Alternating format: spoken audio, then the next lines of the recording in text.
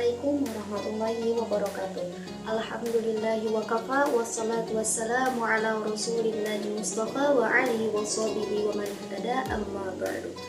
Puji syukur kehadirat ilahi Rabbi. Pada kesempatan yang berbahagia ini, saya Vivi Aryani Muti izinkan berbagi materi mengenai taharah, yaitu bersuci. Sebuah amalan yang sering kita lakukan, tetapi kadang kurang kita pahami secara mendalam. Allah Subhanahu wa Ta'ala berfirman dalam Al-Quran, yang artinya sesungguhnya Allah mencintai orang-orang yang bertaubat dan mencintai orang-orang yang mensucikan diri. Quran Surat Al-Baqarah ayat 222. Nah, ayat ini menunjukkan bahwa bersuci bukan hanya kewajiban, tetapi juga sesuatu yang dicintai oleh Allah. Hadirin yang berbahagia, taharah adalah syarat sah dalam ibadah, terutama dalam sholat. Nah, tanpa bersuci maka ibadah kita itu tidak akan diterima. Rasulullah Shallallahu Alaihi Wasallam juga bersabda, Allah tidak menerima sholat seseorang tanpa bersuci. Hadis riwayat Muslim. Ini menjadi peringatan bagi kita semua bahwa sebelum kita berdiri menghadap ke Allah, kita tuh harus memastikan diri kita dalam keadaan yang suci. Nah, Allah juga menjelaskan tata cara bersuci dalam Al-Quran, khususnya tentang wudhu. Ada ayat dalam Quran Surat Al-Ma'idah ayat 6 yang artinya, wahai orang-orang yang beriman, apabila kamu hendak melaksanakan sholat, maka basuhlah wajahmu dan tanganmu sampai siku, dan sapulah kepalamu serta basuh kakimu sampai kedua mata kaki. Ayat ini menjadi dasar bahwa wudhu memiliki tata cara yang jelas dan tidak boleh dilakukan sembarangan. Hadirin yang dirahmati Allah, di kehidupan sehari-hari kita sering berwudu. Namun, apakah kita sudah melakukannya dengan benar? Jangan sampai kita terburu-buru hingga ada bagian yang tidak terkena air.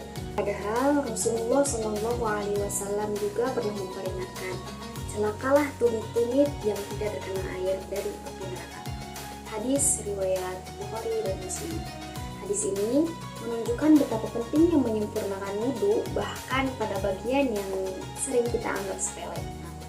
Hadirin sekalian, selain berwudhu, ada juga mandi wajib untuk menghilangkan hadas besar dan tayamum sebagai keringanan ketika tidak ada air. Nah, hal ini menunjukkan bahwa Islam adalah agama yang sempurna, mengatur dengan detail namun tetap memberikan kemudahan.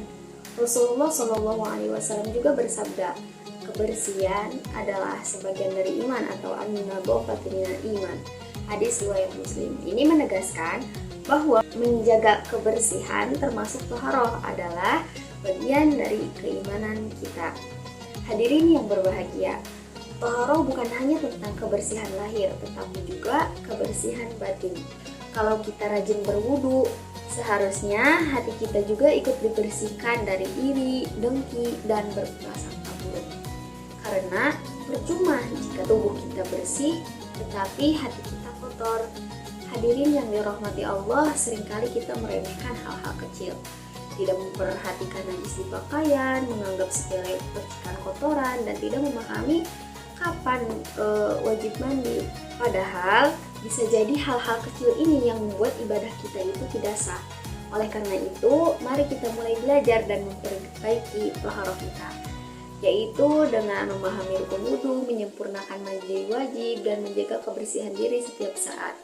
Hadirin yang berbahagia, sebagai penutup, mari kita ingat, ibadah yang diterima oleh Allah adalah ibadah yang dilakukan dengan benar, dan kunci dari banyak ibadah itu dimulai dari taharah.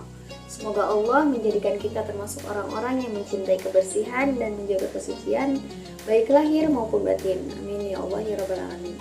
Mungkin hanya sekian yang dapat saya sampaikan, kurang lebihnya mohon maaf. Wassalamualaikum warahmatullahi wabarakatuh.